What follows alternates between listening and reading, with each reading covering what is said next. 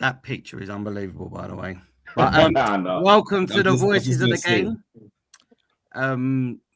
Welcome everyone. I can't see the screen now, Tabriz. It's gone off. Since you've given me that new link, it's gone off. Now I can't see no one. What a great start on my debut. What a great start. We can see everything. He's asking me for a code. Forget about that. Just go. What's going on, guys? Right. Welcome to the show. There we go. Welcome to the show. Welcome to the show. Right. So tonight we've got Nana, we've got Hunty from Summers, we've got Tabriz, the average footballer centre back of the year. Put some respect on his name, man. What respect? Right, listen, until RC say I'll give him respect. No, I'm joking. Myself and Sub, welcome everybody. First and foremost, thank you all of you for joining on tonight. Hunty, thank you for jumping on tonight, mate. Like, really You're appreciate welcome, man. Giving up your time on a Sunday. Yeah, so let's get it cracking, guys. So obviously tonight's show is going to be us, myself and Sub. We're going to be talking to you guys about your London Cup fixture, right? That you played last week. Was it last week? Yeah. Last week. So we're just going to go through that. Obviously, myself and Sub are going to fire some questions regarding that. So what we'll try and do, we'll try and bounce in between Nana, Hunty, and Tabriz. You know, just give us your fair feedback of what you think. I've seen the video. Yeah, like I think we said a minute ago, just before we jumped on live. Hunty, mate, honestly, like it was a really good video. And I think even though you said it was a little bit longer than you expected, but it was good footage. And I've seen a couple of your games that you guys have done before, and I think you guys are moving in the right direction, man. So, yeah, big up to you guys, and I hope you guys continue to flourish, man. Cheers, man. Sub, you want to start with anything, Sub? Can you see now? Or yeah, no, I'm all in. Can you see now, yeah? Yeah, let's get to the game. So, for a neutral, that must have been an unbelievable game to watch. The scoreline says it itself. Any game that goes to penalties is always a fantastic one. Without watching the game, I didn't know that's how the score went. And to come back, so I believe Summers was 4-0 up after 25 minutes. And then out of nowhere, Catford have pulled a late one back in the end of the first half, and then game finished 4-4, and London Cup goes straight to pens, no extra time. So, watching the game, couple of early chances you had there for Catford straight away off the board. I think Stefan had one. Then someone's moaning at my mate Stefan. Who's having a go at him?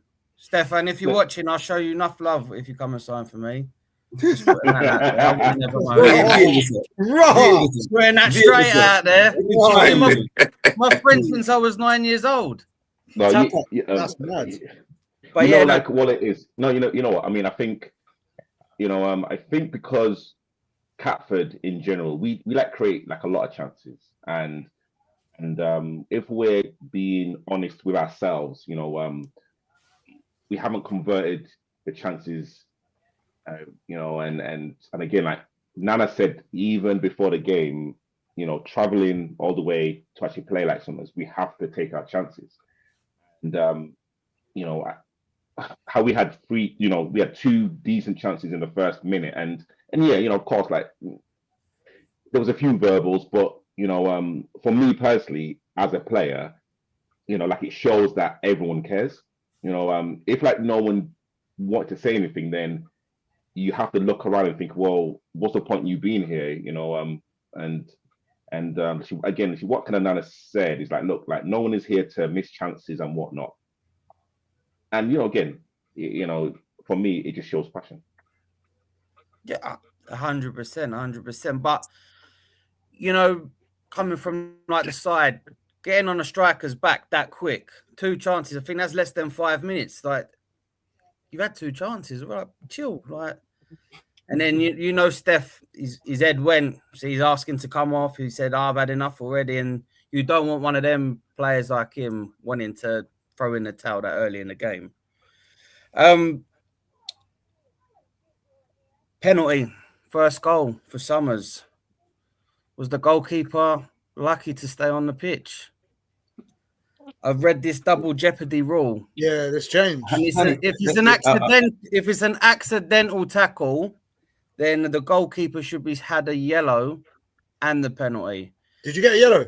So yeah, I did get a yellow. So, but the law is not about accidental. The laws of the game, obviously speaking as a referee, so if you make a legitimate Tackle.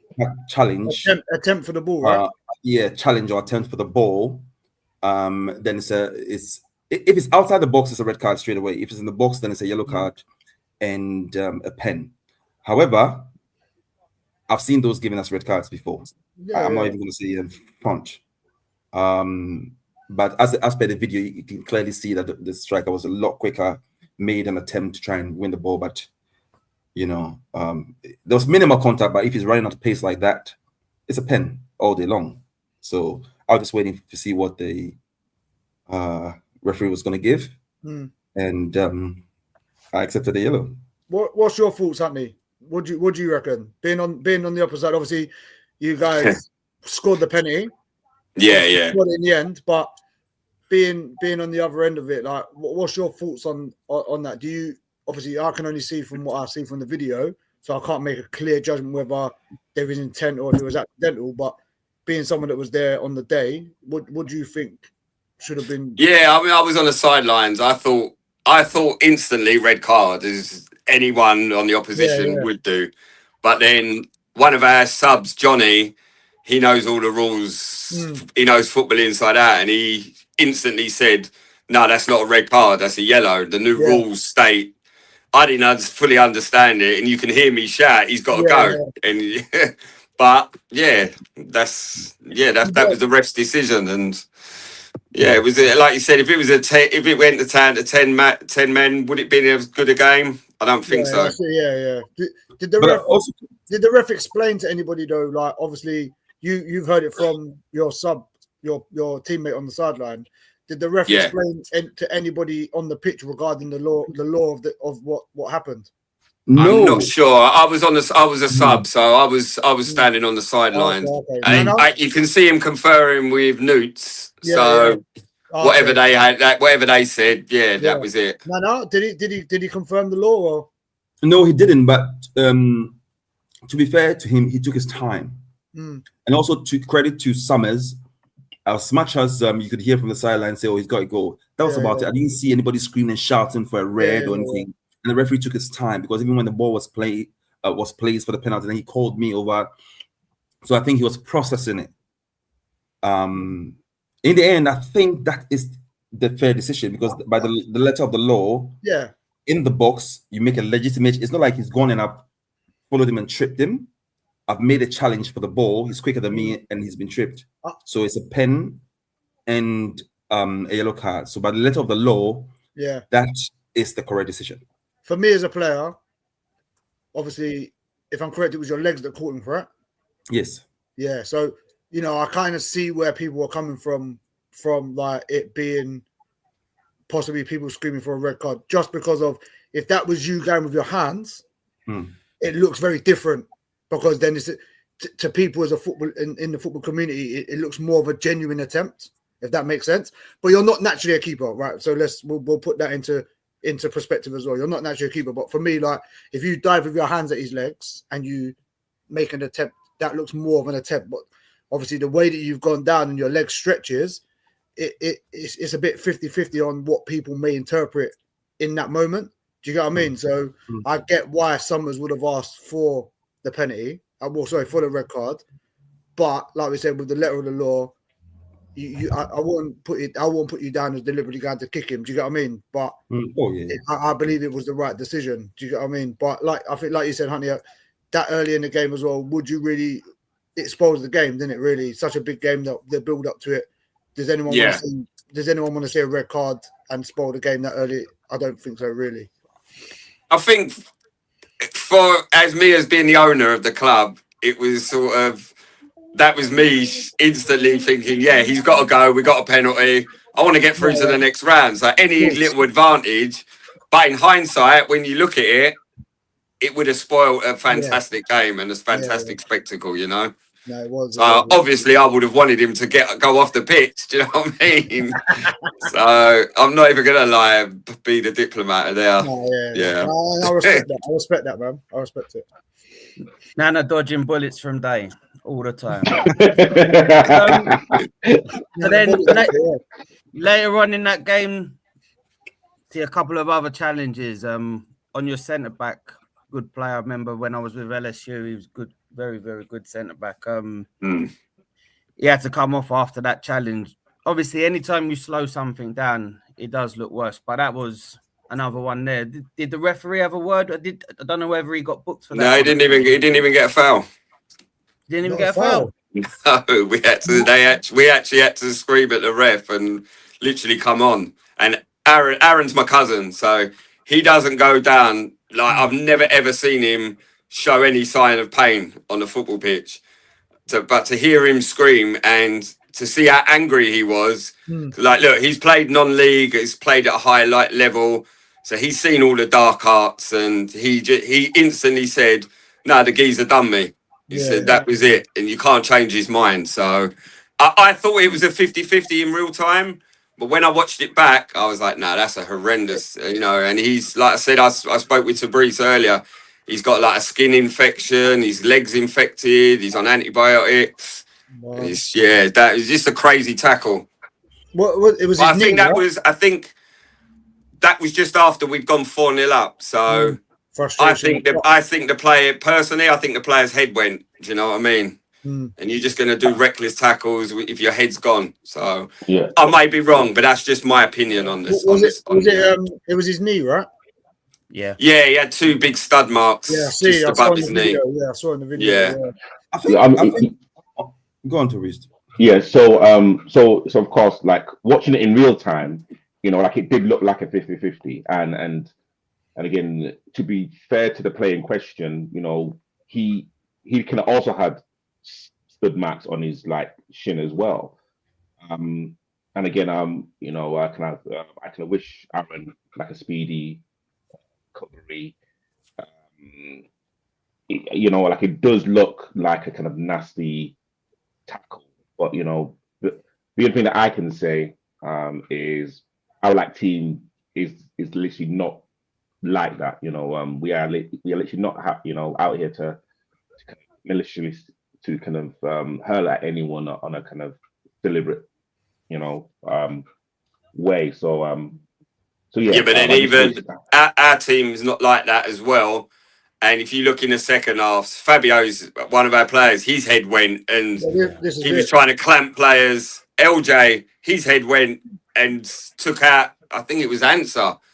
And this ain't in our character, but the pressure when they're coming back at you, you're sort of like, you're getting angry, you're getting anxious, And I think it was just the straight leg of it. I can't forgive that. Do you know what I mean? It was after seeing that. Yeah, Hunty. I mean, I think two things here. The game never started like that. Nah, I think this game needed a strong referee. Exactly that. To calm things down, because these are teams who have a very good relationship, but they're extremely competitive as well. Well, you got to think they're two Premier League teams.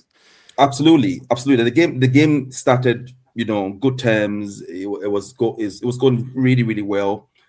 But as soon as some tackles are let go, and not dealt with the way it should be dealt with, in my opinion, then the temperature of the game rises.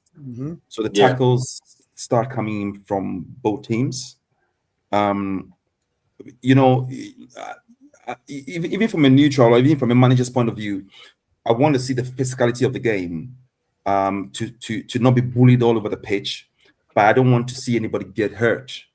I'm a defender, naturally, so I like to see a good strong tackle, but we are never going in to injure someone. That is not me, and that's not a reflection of my team. We like to play football, but we would not be bullied per se. You see what I'm saying?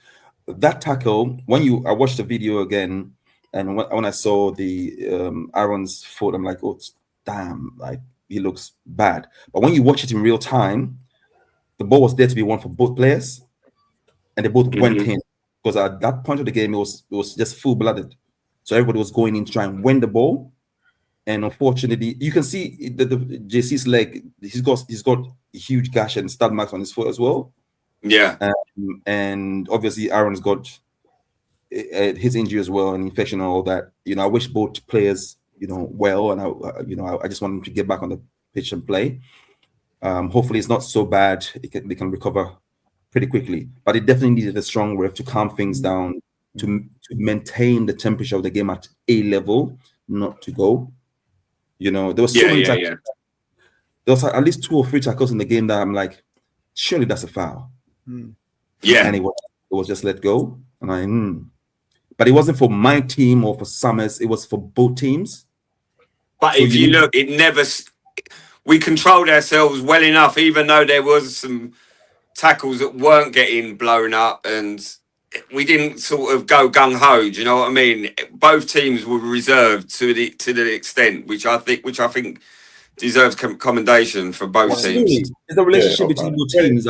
We know the competition, but we still respect each other, and we want a good competitive game of football. So it wasn't like we are bitter rivals, so people are going in to try and hurt somebody. It was fiercely contested for. I don't think anybody has come on the pitch,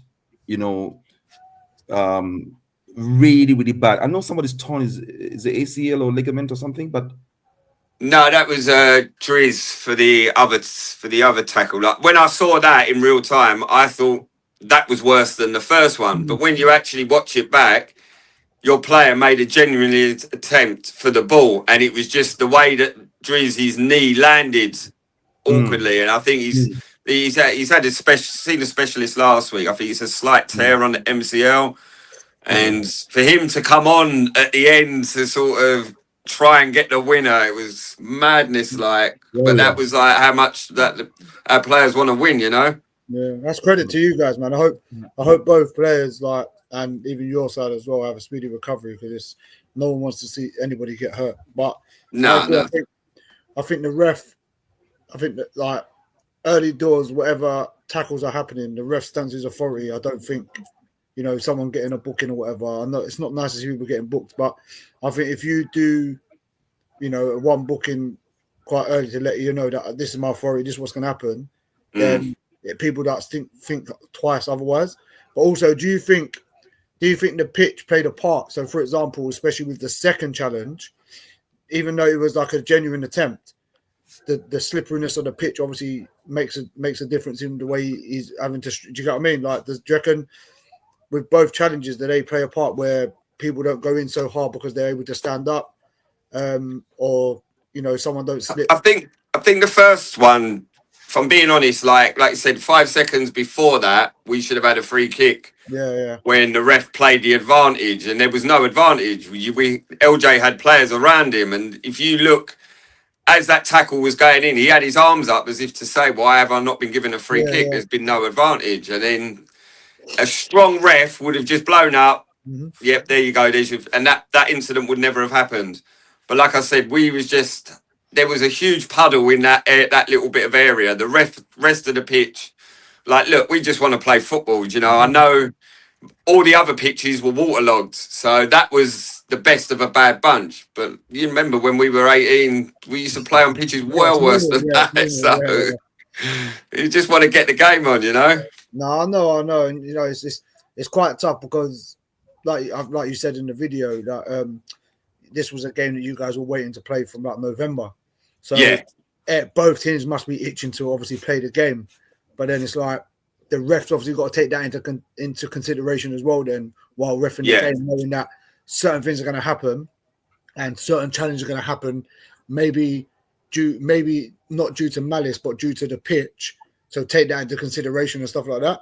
And this is where I've always said that refs. Don't know if anyone else would agree that I think some refs. We had a conversation about it to Brees where they should have played the game to have an understanding of how things look on the pitch, because certain challenges happen, and then refs, because they may not have played the game before, they don't get what that means or how it could happen in a match. and they just automatically go off of what happens in the book. Well, that don't look great. I'm going to do this. And I think if you've got someone that's played the game, they can kind of take into consideration what happens in the game, the speed of people's challenges, the speed of people playing up. Listen, we're not professional, but we're still athletic enough to know that we move quick enough. Yeah. You've got to take consideration stuff like that. And I think maybe that ref hasn't done enough, or like we said, wasn't strong enough to have that about him to stamp his authority in the game. And then obviously things are happening. 2 people now, all 3 are injured. And maybe that don't happen if he stamps his authority a bit earlier. Yeah, I have to agree with that. Pitch was heavy, especially on the side that we started first. You couldn't. You had to judge it really well. You thought you sometimes you think you're already there, but it had to take you an extra step to get there. So your timing was always sometimes mistimed, especially when a striker's running towards you at full tilt. Yeah, pitch was really, really heavy. I think we've all played on worse pitches. Oh yeah.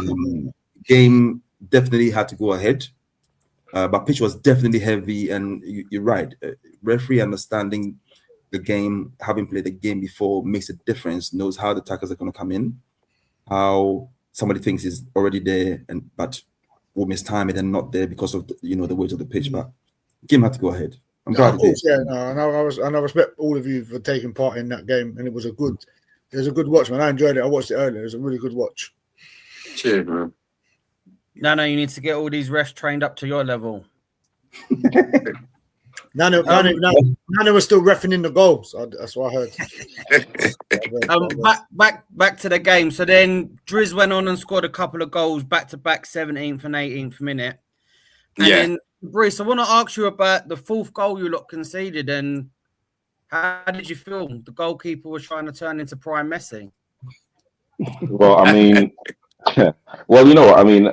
So literally, after like the 3rd goal went in, I was just thinking to myself, and I even said to Tony, I'm like, you know what? Let's just kind of consolidate now. We've had an awful 15, 16 minutes. Let's just kind of consolidate. So of course I kind of played, I literally played that ball to Nana all the time. And again, exactly what Nana said, like the ground was a little bit heavy. However, to be fair, Brighty closing down, and it was a kind of missed kick. And then of course, when the kind of 4th goal goes in, if you kind of look closely, I vividly remember just being on my knees and thinking,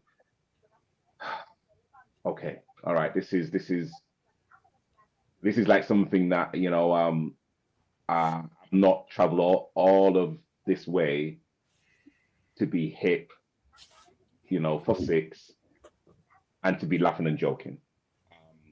And yeah, listen, I mean, like a kind of 4-0 down, it was kind of just about just trying to get into halftime and just trying to regroup, because again, there was Dwayne that was a constant threat, of course Righty, of course Driz, and it just looked like they had 13, 14 players just literally swarming us. They had an extra man in the middle. They played 3 at the back, and had an extra man in the middle. And sometimes it can work for you, sometimes it can go against you. Now, I think from the 5th minute or the 3rd or 4th minute, when the issues happened with Steph and all that, I think the whole team got sort of disjointed. I remember having to tell my captain, and this is handy. This is what we talk about, the dark arts. I remember having to tell my captain to just go down and feign injury, so I can speak to him. So if you remember, I don't know if you saw it on the screen, but so he went down to get treatment, and I went and spoke to Steph, because we needed him. Big player. We needed everyone, and we pulled everybody into before halftime. We put everybody in over there when Tony was receiving treatment, and we spoke about it. And I think the halftime, as much as I was worried, for some reason I wasn't too worried, because we were creating chances.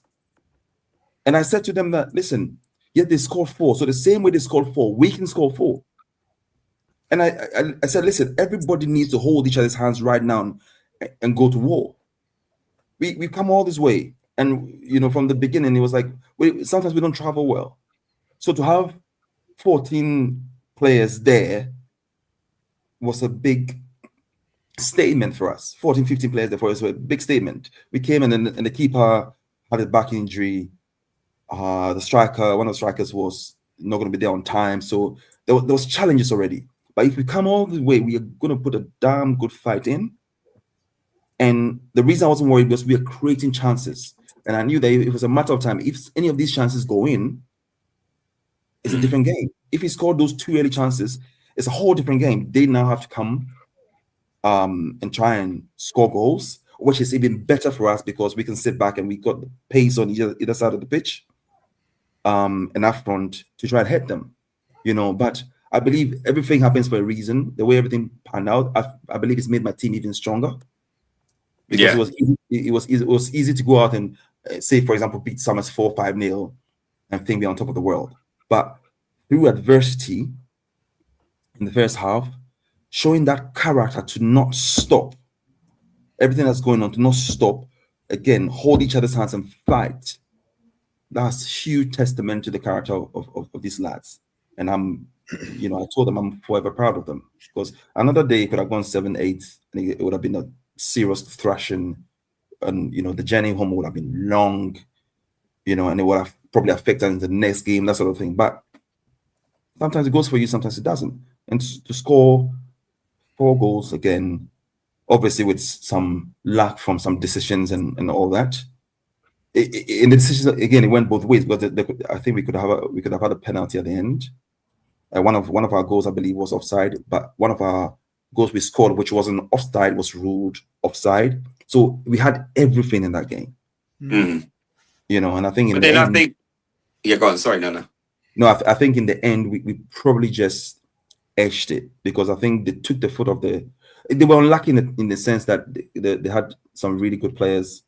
All the players who were running, all the players who were making things tick for them, had a few injuries, so had to go off. And it felt like their whole team was reliant on those 3 players. That's just my observation. Yeah. So when those players went off, it was different. And because we still played the 3 up top, making it man for man, I knew Steph was always going to beat that right back. From the very, very beginning, Steph had him on toast. So I knew that every time that the ball went there, we were in. And when Steph and Paris started going together, especially when Paris came into the 10, we were going to have chances, So I think in the end, we nicked it because I think they took their foot off the pedal as well when it was 4-0. And we didn't. We just wanted to stand up, fight, and we got something in the end, So on that day, anybody could have won that game. Definitely. That goal by Ansel was so important before to get into the second half, just to have something to clean on to. You don't have that, then, as what Summers, you changed his formation. Do you think that was the right thing to do? I think that goal was so crucial because it was just when Aaron went off and then Drisdale went off and our shape had just lost. And we was like, I was thinking to myself on the sidelines, just before they scored that, I was like, just get into half time, 4-0, we've won this game. And then that goal there, I had a little bit of doubt, and you could sort of sense it. Do you know what I mean? You seen 2 of our best players that are sort of injured, and then it was just Then when I come on and it went to 4-2. I just sensed you was going to come back, and it was a horrible feeling, and I kept asking how long for to the ref, how long's till the game's finished, and it was it was going minute by minute every time I was asking. It was killing me. But if you see that game, that was exactly the same pitch we beat Charcoal on, and we went down twice to them. And then we come back I think we got it back to 2-2, got it to 3-2, and then they scored with the last kick of the game to penalties. Exactly the same pitch, and we were underdogs. Do you know what I mean? And yeah, like you said, we've had 2 magical games on that pitch, like just ding dong battles. So I'm proud. I didn't come up on top this time, but I was proud of the way that we fought, even though we lost. Yeah, I obviously I only saw the obviously the clips obviously online, but I definitely feel that the injuries changed the game massively. I feel like that was a big turning point for you, for both teams, where I think for you guys you lose players that are very effective. You're having to change system, which then is, you know, within game. If you do it at halftime, it's a bit different because you can have a bit of a communication about what's happening in everyone's roles. But to do it mid game to then get the info across is quite difficult. Then obviously, Catford then seeing that and then obviously getting that goal, that their towels are up, you know. And yeah, then, the momentum switch. There you go. There, and then even like Nana saying, like some of their best players are going off there, the confidence then grows and grows and grows. And then you guys, I don't know, as a collective, it just looked like it was a bit of pressure, and then it's like, how do we hold out? And then next minute just become very gritty, which then goes into Catford's hands. And then obviously next minute you're up against the wall. And that's going back to the fixture change, the formation change at half time. In real time, yeah, that was the correct thing to do. Like, look, we've got a 3-goal lead. We're not really going to concede 3 goals if we shore it up at the back. We've got some fantastic defenders, and we didn't expect Addy to get injured. You scoring a goal virtually straight away. Addy's come off injured, and then that's 3 of our most influential players gone. And yeah, we just lost the midfield from when Addy come off. We lost the midfield, and it was just trying to hang on to the lead. That's all it was. Second half. Yeah, you could see that. Yeah. Well, no. Well, you know, sorry. I've got to respectfully disagree there. I think Akin didn't have to change the formation. Sometimes the best form of defense is attack.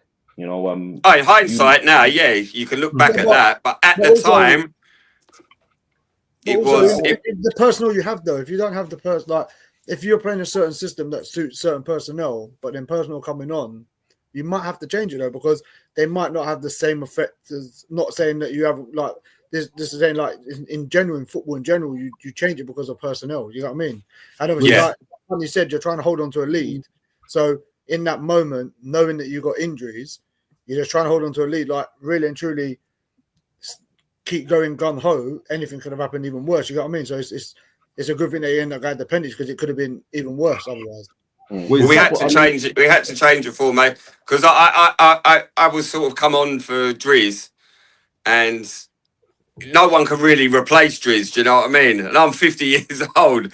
I'm not quite match fit, so we changed the formation to sort of send Nick up top, and then we'll be able to manage everything like that. And in hindsight, we shouldn't have changed the formation, but at the time, everyone agreed that was a great call. Honey, Tabriz doesn't know what the hell he's talking about. Yeah. So when he talks about, of course he does. Don't listen. I was looking at him. He's got headphones on. I'll change if we're winning 4-0, 4-1, and the opposition is playing 3 up top. Yeah. Why would I stick to the same formation? It doesn't make sense. I've got 4 goals to defend. So I would definitely change, especially with injuries and all that. I would definitely change so that with the 3 up top, there's 1 person free. So that was the right thing to do. But unfortunately, like you say, in hindsight, with the injuries and everything happening, and you had the momentum. You're seeing, like, look, if I'm watching you and I see Answer go off and your number 10 go off, I'm instantly thinking, we got their best players have gone off. Your tails are higher then, didn't you? Exactly. Yeah, that's it. Tabriz, I've got a question for you. So, being the best centre back in the universe or whatever, right? Which is true. What? Okay. You've conceded 4 goals, as a team. Oh, 1 minute. And We'll as a talk about team, you. We'll talk about you because if I'm correct, Hunty's not sat here and said that any of his players are the best in the universe. So it's been directed at you. So you're the best in the universe. You've conceded 4. How was you in your mind? How was you dealing with the 2 front players that you just playing up against? Listen. I mean, I think I will be absolutely honest. Let's hear this one. Let's hear this. Yeah, that's what we're doing. I was going to say. So for the first goal, that was actually my fault. I let anticipation. I didn't anticipate. I think it was Joel that missed a header, and then of course Tony hesitated, but of course the wave's gone already. He's Rapid, he's rapid, and he's just left everyone for dead. So I will take fault 100%.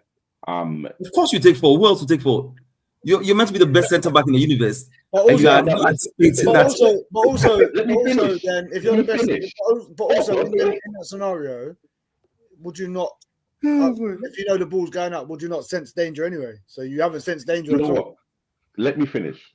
I'm asking. Let's not beat around the bush.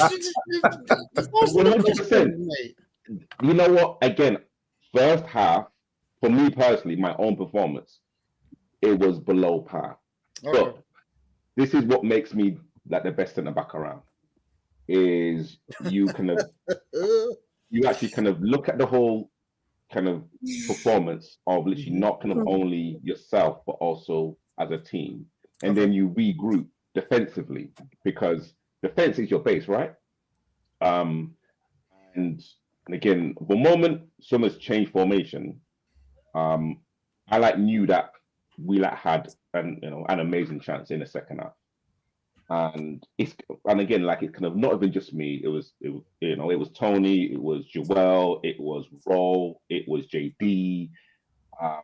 Everyone put in a shift, but the thing that I had to do, and I thought I did really well in this, in the second half, was head, kick, and put my body on the line.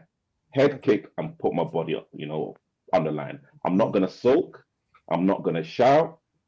I will just instruct and literally make sure that the back 4 or back 5, including Nana, know that we're literally a solid unit. So yeah, you know what? Sometimes Superman doesn't really kind of have like the kind of best like journey, but how Superman now. Okay. Yeah, so next question then. What do you do? How do you approach your game plan, or how do you approach the game when you come up against similar players that are as quick, as fast, as intelligent as them 2 strikers? What would you do to do different then? Well, probably like the kind of basics. Just literally drop off maybe 2 or 3 yards. Let's see if they've kind of got the actual skill to actually get around you. Because of course, the moment you like start playing like a high line, then it's a 50-50. And if you get caught out, then it's a foot race. And 9 times out of 10, they'll have 2 or 3 players in the box. Because I think I've even said that. I think Righty is probably one of like the most dangerous bet strikers that I've seen. He's like deadly. And again, Dwayne will literally just run the channels and like he'll just press you. And honestly, like it's just unbelievable how much energy that person has. However, if you can drop off 5 or 6 yards, I'll say, okay, you know what, we will literally quote unquote concede possession, but let's see if you can break us down. And literally, for me, I think again, if you kind of look at their like goals, it was just through balls. It's kind of not as if they kind of beat us with skill. It was kind of literally just their like running power. And that's a skill though. Yeah, well, listen, that's a skill. A through ball and someone running onto it is a skill. 100%. Oh yeah, I mean, listen, that is an attribute in Vets football. If you have, then you use it. But like, for me personally, I was literally really disappointed that we kind of let them have that much space, especially on a pitch that was so small. I don't think the pitch was the smallest, but they were always going to have possession because they had one man extra in the middle because they were playing 3 at the back. I don't think it's something that you probably noticed, but what we needed to do, especially because they drilled the ball into the striker. One of them dropped, hit the ball back to the midfield, and then they spun. 100%. So, and they did it over and over again, and that's when because they sacked one of you lot in pause, and then send that ball. So we should, like you're saying, drop 5 as soon as that was happening, and it happened so many times until the second half we got more aggressive. So the first person to win the ball back into the midfield was us in the second half. That's what made a difference. Yeah. That's why I said at halftime that we have to be more aggressive. If they have one extra man in the middle, we just have to stay in shape. Because if we start pressing, we're always going to move the ball around us. Yeah. And that's why they had more chance. But what we had to do, which we did a lot better in the second half, was that sometimes we also missed our midfield and went wide because they had the extra man there. So most of the chance balls went to Steph on the right-hand side. And then the 10, which is Paris, dropped in, and there was quite a few intricate plays. That's how we bypassed that midfield, because they had an extra man, and with an extra man, come on, they're a very, very good side. You're not gonna, overrun them in the midfield like that, especially with an extra man. That's how we bypass them, because everybody wants Steph on the side or on the side to miss the middle. But I don't know if we're going to even talk about it, but of course, I think, especially in the first half, we were playing pretty high. And we saw it on numerous occasions that the referee would overrule his literally assistant. And, he literally overruled, I think, one of their goals, I believe. Or actually, there was kind of literally something that actually went on. And again, having a referee that's strong enough to overrule his assistant, then you don't have to give him that opportunity. And again, how I see it is, in the second half, we didn't allow the referee to even make that judgment because we were just defending a lot deeper. Yes, it could have made look like we are kind of parking the bus, but again, we knew after the first half, we have to concede a little bit of possession just to be a lot more solid. 4-4, few minutes left. Answer, it's the crossbar. Ooh. What did you think of that one? All he had to do was get it on target. He should have scored. Yeah, I berated him on that one because I'm thinking you didn't really have to lift it.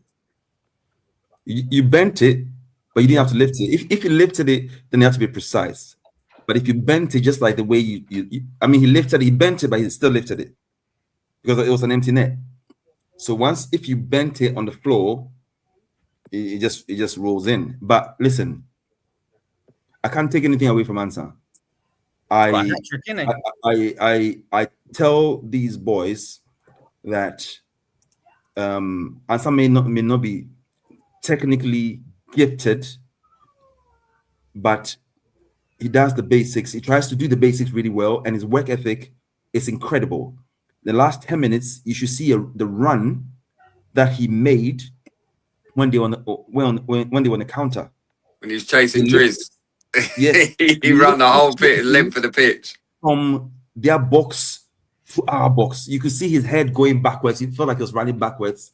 Yeah, I see. How many people in our team will do that? That's why he's one of the first names on the pitch. Because if he's going to put in that shift at 10 minutes to go, if we have 5, 6, 7 players like that, we are unbeatable, because then everybody wants to get back, everybody will put a tackle in, everybody will run their socks off. You see what I'm saying? So it's been a very, very difficult season for especially most of our strikers, but it's slowly picking up. I think he scored 4 in the last 4, something like that. So slowly they're getting back, and the confidence is slowly getting back, because as a team we created a lot of chances, and if we put these chances away, we are not having these conversations. A prime example is against Bromelians. It was a cup game. We ended up winning 3-1, but it's a game which should have been double figures, 13, 14, 15. That's what I'm not even joking. These were clear one-on-ones, or simple side step or something, and I keep on telling them, listen, because we are creating the chances, the goals will come. Last season, those same chances were just being buried. So the first 3-4 games, we are like 20-something goals. But this season, is either hitting the bar or, scuffing the shot. And I'm like, be patient. So far as you're creating the chances, the goals will come. And slowly the goals have started coming. That's why I think we're unbeaten the last 6 games after losing the first 4. So we are bubbling, I should say. I don't think we've hit. I think we peaked a lot. We peaked very early last season. So the last 4 or 5 games were not the greatest.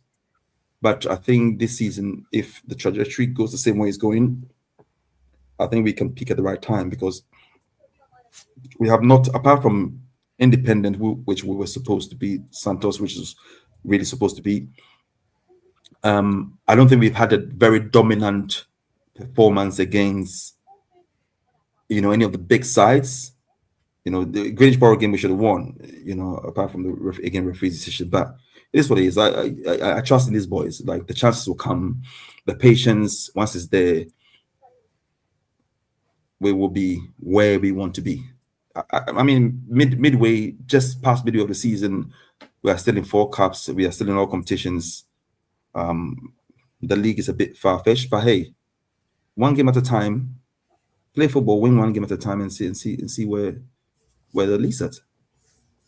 So, from a Summers perspective, 4-0 up, games 4 all, going into a penalty shootout. Are you already demotivated before this penalty shootout's happened? You cruising, and it's come to this. Catford are flying. Now it's your chance. What's the gaffer saying to everyone when it's coming to the penalties? I weren't actually there. I left 5 minutes before because I was so nervous. I went, like I said, and sat in the clubhouse. I just couldn't watch it. I backed my boys. Look, Ty was the only one that missed the penalty. Ty is our penalty taker. Until we have a penalty taker, then if someone misses, then it goes on to the next one. Ty was on holiday, and Newt stepped up, and because he hadn't missed, and he probably hasn't missed for over a year now, but Ty hadn't missed for about 18 months, so I would have put money on him scoring, and it's just one of them things that everyone scored a penalty. We missed one penalty, and. Yeah, like you said, you could see the confidence in both penalty takers. So, yeah, it's just one of them. And we're normally good on penalties. So, when I found out it had gone to penalties, I was confident. But again, because I'm the owner of the club, the nerves got the better of me, and I just couldn't watch it. Like, I mean, I'm 50 years old. My heart can't take it anymore.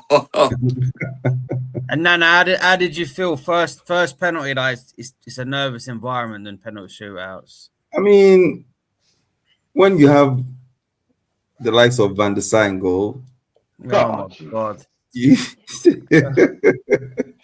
How can you cringe to Breeze after your statement? How does the Listen, obviously, Nana's been I think around. we've all been there. When you've been in football for so long, you tend to have an eye for some things. I'm not a keeper, as you all know, but I'm just going to gamble. I'm just going to look at the body language and gamble.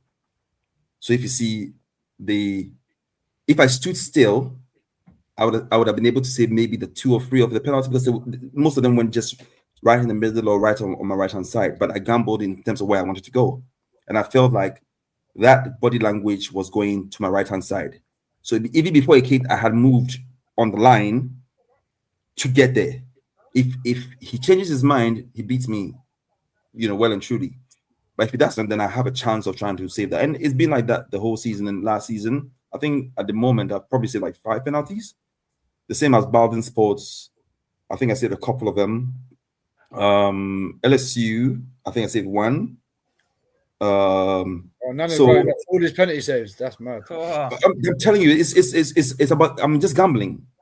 I'm just. It can be my feet or my whatever. But if I'm going to that place, then if I can get something on it, then it is, you know, everybody scored.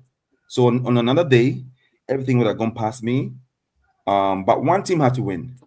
And as much as it pains me to say this it's like a log in my throat. But I think Tobias's penalty was very decent. Inside netting, it was decent. Oh, did you take a penalty? Yeah, you never hear me say that again. By the way, I didn't know it was him that took it. That's yeah. You know. I thought you fell over as you took it. No, you know what I mean. You know what? I want to kind of shout out Mad Mike because he's absolutely off his rocker. But I like knew exactly where I was going to put it the moment I put up my hand. When Nana wanted like the penalty takers, and yeah, if I kind of strike it correctly, I knew it was gonna go in. I mean, I've not missed a penalty in like Vets football. So is that the only one you've taken though? I was just about to say he's only took one penalty. The only one you've taken? No, he's taking a few. He's taking like 3. Yeah, remember? 3. So he's taken 3 penalties, and I've never missed a penalty ever. He's taking 3. Wait. But when I had a penalty challenge with him, it was a madness. I wish I had that video still. What was it? I'll send it to Hunty if I find that video. Yeah, he's sending the ball to Spain. He's sending the ball to the stratosphere and that. So, but when it counts, when it matters, he slaughtered it. So I can't complain. You and like exactly what Nana said. Only one person missed, so there was still a lot of pressure. And she might, I think Mike got his hand to maybe one of them, I believe, or if he just stood still, he probably would have got there. But I think it just shows the kind of, I'd say the kind of steely discipline and the focus that we had. Again, get actually what like Nana said to us, which probably relaxed a lot of people. He was like, look, we've like got it to penalties, so no matter what happens, you guys have already won.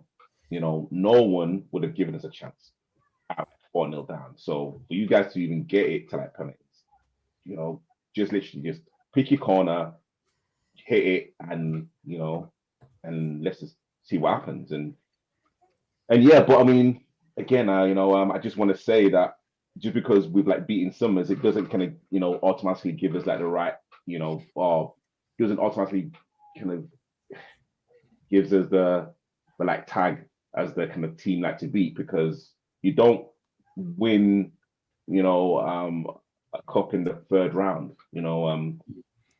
but something that it does give you, it can definitely gives you that togetherness that Nana said. And like even on the way home, like Mel and I were just looking at each other thinking, how did that happen? Like, we were still in this belief, but I mean, again, it just proves that if you can play for the right team with the right players around you, with the right manager as well, then special things can happen. Promoting. So shall we all sign for Summers then? Because Sure. I won't want to play your team. No, joking. I kind of disagree, because am I correct? Summers are the holders of the cup. Am I right? No. We won it 2 seasons ago. Sporting Bengal. Sorry. Well, you beat one of the champs of it, so of course he puts one of the favorites. Yeah. Doesn't mean anything. I still think it still puts a slight target on your back. Because if we're obviously, I know little bits about Vets. Obviously, I play in it, but not all the time. But Summers are a well-known team, right? And they're very well established. They've won trophies and stuff like that. And for you guys to travel all that way and to win in that manner, does that not? So you're saying it doesn't put target on your back to be ones to look out for? I disagree. So I think there's been a target on our back since last season. Sorry, I think there's been a target on our back since last season. No, I agree. I mean, I'm just saying we overachieved anyways. Oh yeah. I'm saying from this game alone to go all the way to play Summers Like we said, they're a very well-established team, well-known. Everyone knows where they've won trophies. And for you guys to win it in the manner you won it, being 4-0 down, you know, to come back, win on penalties, you know, and even to nearly win it in the end, I believe if anyone was to look at that result, they'd be like, right, worry about Catford, our team to worry about. Yeah. Do you know what I mean? I think the people here, the people who watch the highlights will then maybe sit up a little bit. But if you haven't watched the highlights and just sit and sit 4-4, 5-4 penalties, you wouldn't know exactly how the game went. If you see what I'm saying. But we have the information now in terms of how the game went and all that. Listen, commiserations Summers. I think they are an amazing team. I don't know if they were missing a couple of players because in preseason that you had a striker, tall white boy. Yeah, he was moving that day. Seabrook. I think he played in your league last season. And a captain Brian. But we had there's no excuses. We had a very strong team. We was missing our captain and Seabrook, but Seabrook's only just come back. He's been out all season. Like he played. That was the only game he played before he had an Achilles problem. So he's only been playing for us 3 weeks. So, I think you're still like a super team. The work that you have done to put Summers on the map is outstanding. I look forward to your videos, every week because it's quite refreshing. I wish Fabrice would have been able to take a leaf out of your book and do the same, but it's like flogging a dead horse. So I've actually stopped that. You know, there's no. We just get the whole view of 120 minutes or whatever it is, and then we just have to sift through. There's no highlights. There's nothing. When we have somebody who but that takes pure. I have to do everything on my own, so it just takes pure dedication. If you can do it, somebody who's won best, who's come second in best grassroots content creating in London or the UK or whatever. You know, is it 2 years ago? He won that. So if you can do it, he can do it. It's as simple as that. There's no question in my mind. It's just a lazy bugger. All the talk. I like massive bugger. I know bugger. Yeah. I know bugger since I was a kid. But really and truly, the work you're doing with Summers is outstanding, and I love the relationship that we have with you. You know, I wish we can get every preseason we can still get friendly. Whenever you're free. I mean, it's a distance to travel, but still, you make it, we'll make it, that sort of thing. And you know, I wish you all the very, very best, especially when your next SX Cups. Yeah, like I said, I mean, we've had a very difficult season. There's been a lot of crap that's gone on behind the scenes. We've lost a few sort of players. I mean, look, every team has a shelf life. And if I'm being honest, I think we're coming to the end of our shelf life. Like, look, I set this team up 6 years ago. And for me, my circumstances have changed massively this season. My daughter's playing at quite a high level now. So she plays on a Saturday. Whereas a few of our core players, their kids are playing for they're 6, 7. They're wanted by Arsenal, Chelsea. So they're not there every week. And once you lose that core, it's very difficult. And there's been a lot of what's going on behind the scenes that I'm not going to sort of talk about. It's going to be in-house. But like I said, will I carry on next season? I don't know. Like I said, I have to be there every game. And I've not missed a single game in 6 years.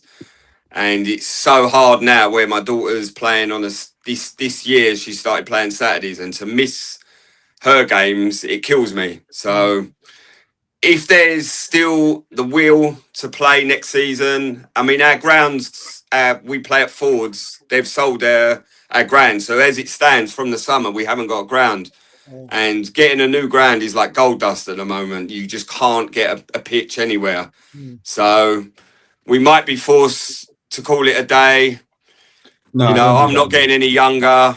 No. But like I said, if the boys want to carry it on, I will carry it on for at least maybe one more year. Yeah, put a succession like I plan in said- place, because Summers cannot just fizzle into the ether like that. Yeah, I but think every team has every team has a shelf life of Yeah, but probably about 5 to 7 years. True, but you can go down and die and come back again. So far as you have a succession plan, you know, every team has to be sustainable.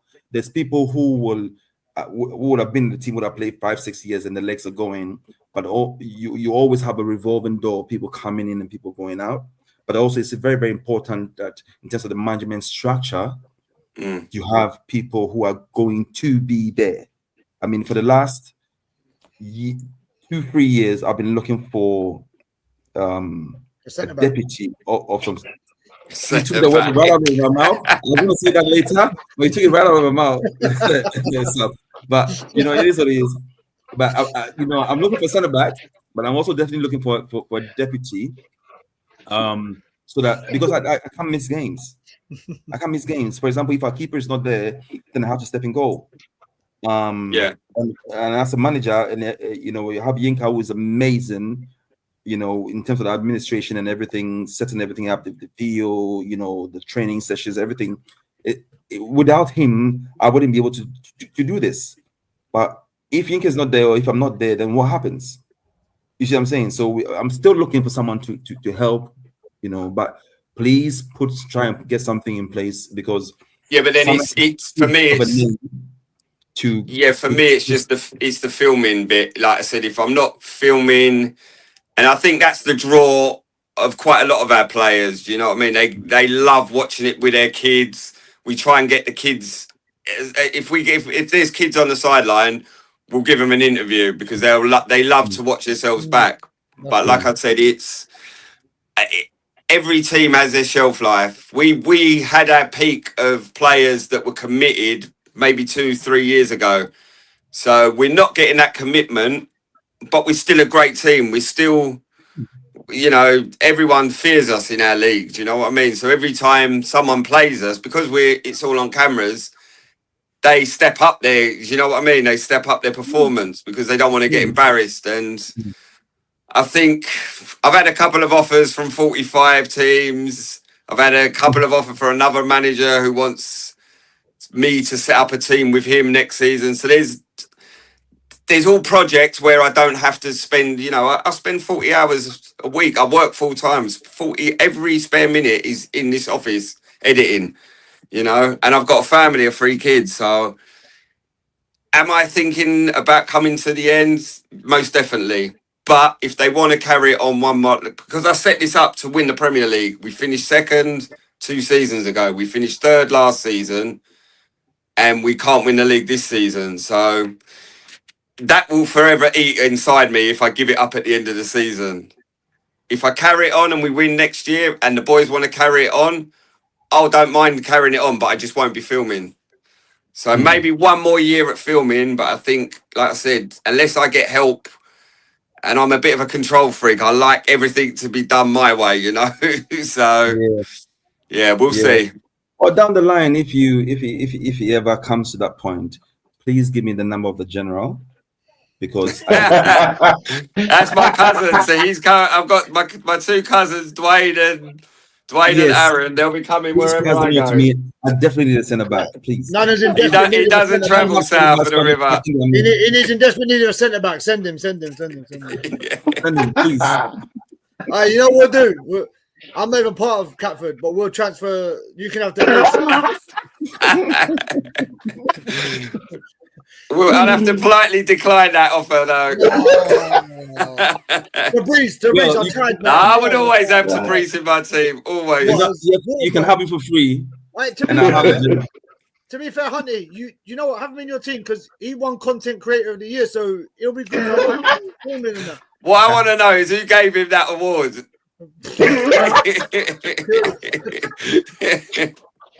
Nah, mate, I'm only joking. I love your stuff, man. I love your stuff.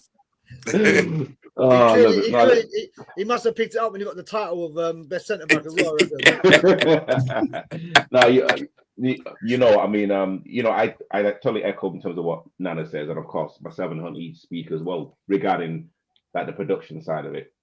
And And again, there's the kind of production side, and of course, there's the logistics that, of course, Sub is like manager of Santos, and of course, Nana kind of does like everything as well. And again, I've got to tip off like my hat to like you guys, because it's a full-time job, and actually people just do not recognize like the work and the commitment and the time that you've got to sacrifice away from family, friends, and like other kind of social commitments just to play. And like Wizard as well, that's kind of literally coaching. There's literally a lot of time that people just do not recognize. And again, playing, see, there's like watching summers and there's playing summers. And I can say that playing against the Wayne and Righty was just an absolute nightmare. Yeah, we saw. Honestly, yeah, it was an absolute nightmare. yeah, but we need players like that within like the Vets game. Like we need everyone on this panel like within Vets and within football, just in general. But also as well, exactly what Hunty's saying. When you've kind of got a family, when you've got kids that are now looking to further their development in football or whatever activities, we've got to support them as well. So there's a kind of balance there. But exactly what Nana said. Look, if like you've got to drop doing like the filming and carry on like with like summers, then I think everyone will be happy, because it's all about us men getting out, playing the 90 minutes, 120 minutes, whatever it is, scoring penalties, getting like through to like the next round, kind of doing like everything that I just do normally.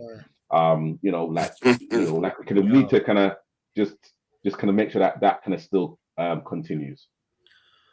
And also, sorry, and one more thing as well. This is this is a message to the Summers gaffer.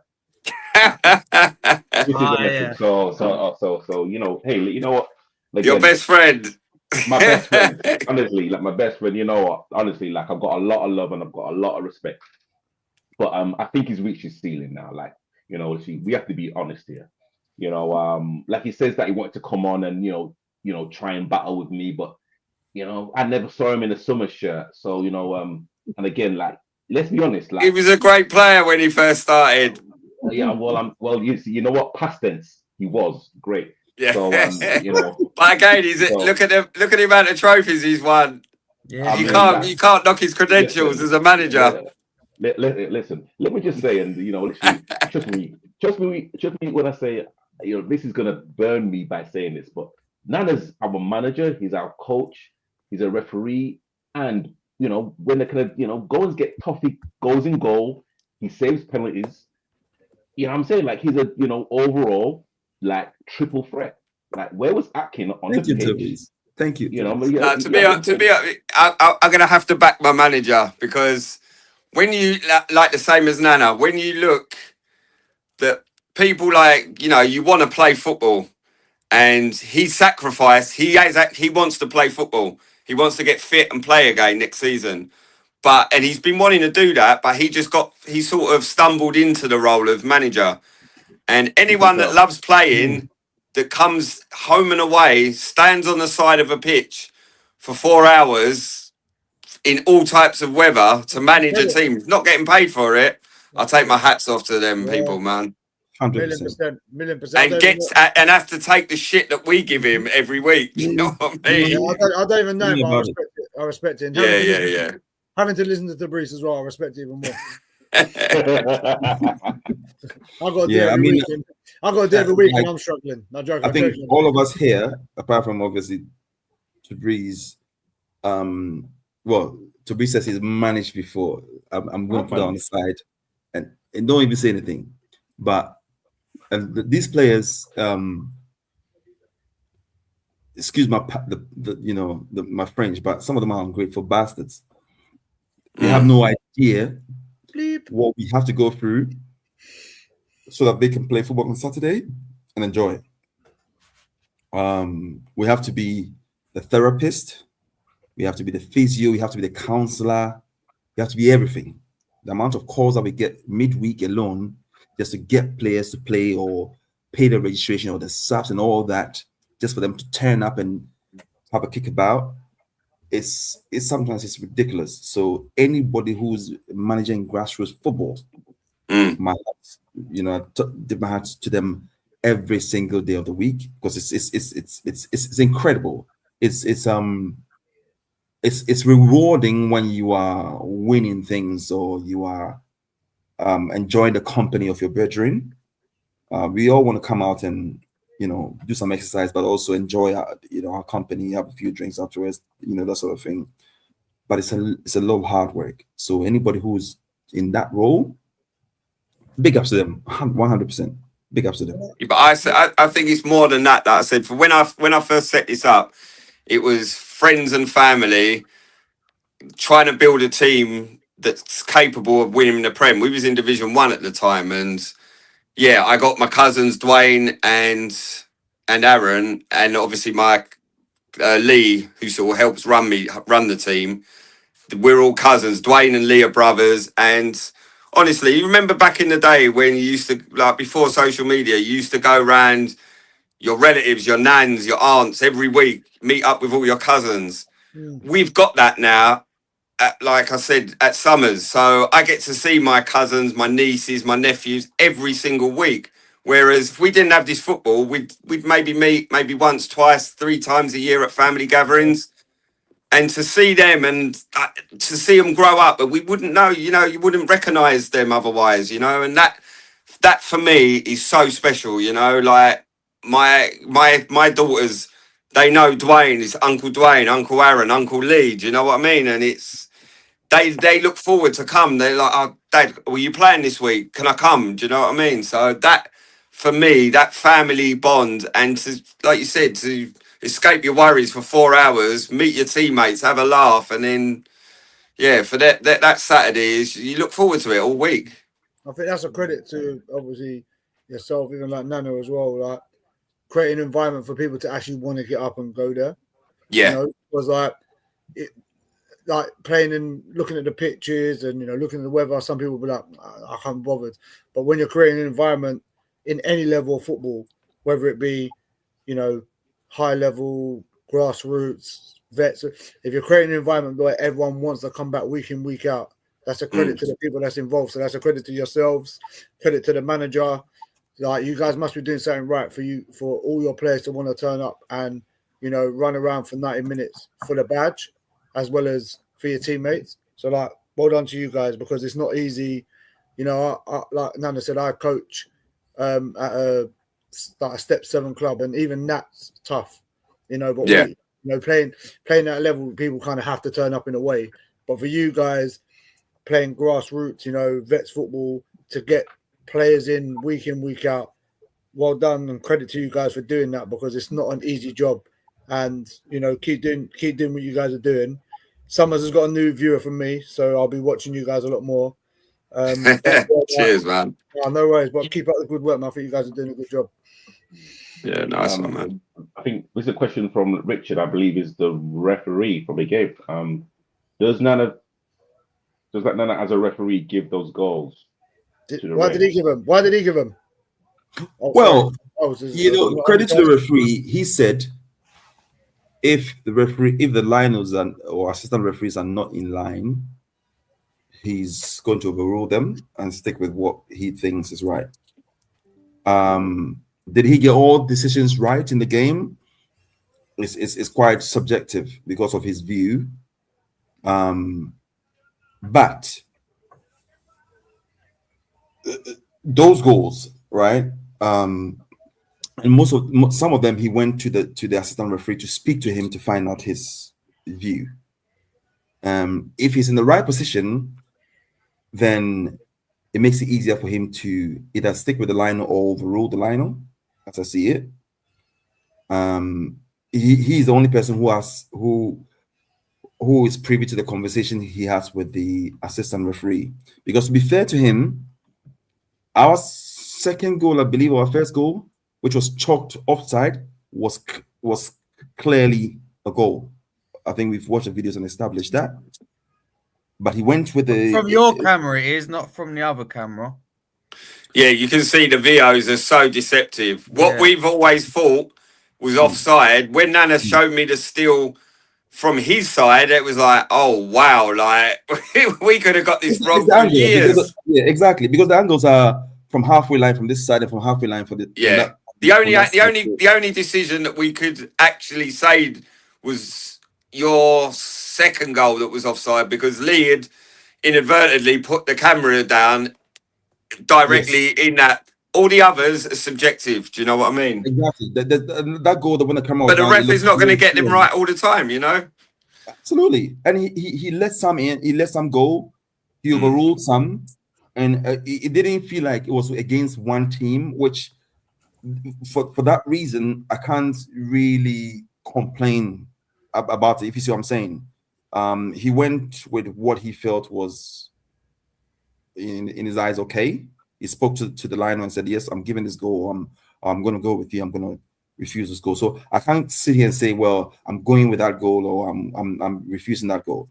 If you're in the right position as a referee, and bear in mind, as a referee, the worst thing you can have is club appointed liners, because some of them cheat. Yeah. Makes your life horrible, especially when it's such a challenging game of football. You know, so he clearly said, if they're in line, I'm going to give it. If they're not in line, I'm going to give it. So he spoke it before the game, gave some, he didn't give some, and it is what it is. I can't complain too much. So, thank him for turning up, because the game could have gone ahead without him. Yeah, exactly. That I truly appreciate, and I wish him all the best. Going forward. Wiz was saying, did I pay him or something? I'm like, come on, Wiz, come on, like. Yeah, I didn't ask that. No, that was me. No, yo, what's up? Yeah, nah. That come from Mark as well. You know, Mark's your biggest fan. No, I asked.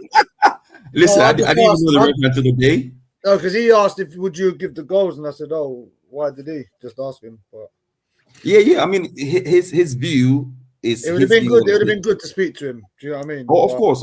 It's good to come on and it would have been good for him to come on and speak about his view on things. But like I said, sometimes you get it, sometimes you don't. And as a referee myself, I know how that goes. You can't always be in line to see whether it's offside or not. You have to rely on your. Listen, I have games when I feel like the club line has got tennis elbow. Everything it goes up. Everything it goes up. And I can see the striker running from deep, and still the flag goes up. It gets to a point I'm thinking, I'm not going to go with you anymore. So then I change the trajectory of my runs. If it's a free kick, I go and stand in line to make sure that I'm seeing what's going to happen. You see what I'm saying? But then it makes me work more, because if there's a counter attack, I need to sprint all the way there. So it's very, very difficult when you have a club liner. Sometimes you get it, sometimes you don't. But for me, by the sounds of it and what I saw and no one's mentioned, it seems like the linos were being fair in your game, right? Am I correct to say that? I think we've which were contentious. I should say. The way they flagged up. Yeah. So to go back to the ref, like I think. So me being a bit controversial now, I get him to say, well, they're not in line, but we're not referees, we're not linesmen. So we're doing a favor. So we're generally not going to be overly like splitting up. Do you know what I mean? We're doing our best thing, but if we can clearly see that someone's offside, and by the sounds of it, people are doing a genuine job, at least take the time to go and speak to them, and then make your judgment. Don't just turn around and be like, well, you're not in line at all. You're not making an effort. I'm gonna just that was the thing for us. It wasn't even a conversation, and where we film our games every week, we wouldn't cheat anyway, but we can't, because we're gonna put that. I won't ever hide a decision that we've not made and anything. I'm seeing it for how it is on both teams. Do you know what I mean? So I think as people, sorry to cut you, but as people in general, we just want a conversation. Yeah. Understand the thought process here of like what's happening. If for example, listen, we're all human. Even him as a referee's human. Do you know what I mean? Yeah. So, I'm not saying he's going to be perfect, because he's doing grassroots football the same as everyone else. But a conversation to each lino, or you know what I'm saying. I'm not saying every single time, but if it's a controversial one, i.e., the goal and one that was disallowed, you kind of have a conversation to get of of what's going on, then you can kind of make your judgment there. Like that's what I was saying. I think when that doesn't happen, then people have a gripe with officials and so on. Well, they're not doing a good enough job, did it? And then next week, the limelight then turns onto them because they could have dealt with it slightly different. And that's 100% correct what you just said there. That's what all we was asking for. And then when he's got overruled for the second time, that's when he's thrown his flag down, because no one wants to run the line, especially if you're on the opposite side to your sort of all your players. Do you know what I mean? So you're isolated, and then you're like, well, why am I doing this? You know? Yeah, and it's a catch-22 because ref will be like, can someone run the line? Now we're doing as much as we're actually doing him a favor when someone runs the line, because we're trying to make his job easier, right? Now, when you don't converse with someone or have a conversation, it's like, well, why have you actually asked me to do this? It's pointless. I might as well just stand on the side. Do you get what I mean? And then you just do it how you do it. And if you feel it's offside, it's offside. Then we'll respect your decisions. We'll have to respect what you're saying because you have no officials. But when you actually ask someone to do it, but Nana, you know yourself, right? If you ask someone to step in and help you, respectfully kind of lean on them. I'm not saying you have to go with what they say, but lean on them and kind of see where they're at with it. And you can still make your own judgment. But then when you think about it, half of the conversation's been about, and listen, it's not a dick of the ref, but it's been about the ref, decisions that have been made, things that have happened. Do you get what I mean? Like, it kind of slightly takes away the limelight of how good of a game was as well, in my opinion, because it was a great game to watch. But then, are we having these different conversations if the ref would maybe give different decisions, or things have been different? Yeah. We're having a whole different conversation there, aren't we? I agree to you. I agree with you to an extent, but as a referee, there are times when I'm not even going to go and speak to the line for various reasons. So, especially when I have if I have league appointed liners, spot on. Unless they are incorrect in law, I'm not overruling them because that's league appointed liners, right? But when it's club appointed liners and I can see contentious decisions, my trust in them in terms of leaning on them wanes. So again, like I said, as a referee, I start to adjust my runs to see, because I want to keep an eye on the first few ones. I always give them the benefit of the doubt because I'm thinking, oh, they're not coming out there to cheat, right? But if I see clean, clear decisions that are going for their team when I know that it shouldn't be as it should, then obviously it becomes different. And when I see that something, like there's so many times I've seen a striker running from deep, it gets on the ball and the flag goes up, I am overruling them, and I'm not even going to go there and speak to them. But I'll call the captain and say, listen, I have seen this striker run from deep to get on the ball. So, which tells me that line was cheating. Because if I go there, that's going to be a different because he's not going to listen to me. He's going to I'm in line. He's going to throw the flag on the floor and whatever it is. But I'll go and speak to the captain and say, listen, this is what I've seen because of my angle, my run now. I can see he's clearly on side. That's why I've given the goal.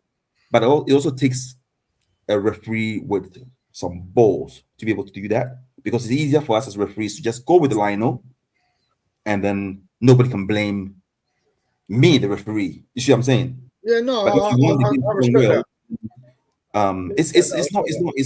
It's not an easy job. Being in the middle, especially for challenging games, but it takes a referee with some balls to overrule some decisions. I'm not saying what because he overruled some which were correct. He let some in as per the videos, some which were wrong. But he doesn't have the benefit of those videos or those replays in video to see that whether this is right or wrong. I've got a question for you then quickly. Sorry to cut. Question for you then. As a referee, knowing that you've reffed the game that was recorded, would you or do you ever go back and watch it to double 100%. To double 100%. I've got there's QP under the radar. They used to record all their games. And if there's any, I used to do a lot of Charlton under 16s. I used to do Crystal Palace in 16s, and I always ask them for feedback in terms of the videos, and I go and watch, especially if the game was challenging and there's some decision over, because I want to see. And even those games, they had league appointed officials, so it was sometimes easier for me. But there's still decisions. But if the grassroots football, especially under the radar, who used to play in the Welsh and Eltham League, and they record their games all the time, the SC Dons. Same way, I'll ask for the videos to see, because if I made a mistake, then I want to be able to learn from it. Fair enough. And then I've been doing this for a long time, so everything that happens in terms of the dark arts, in terms of the slide cheating, and I know it.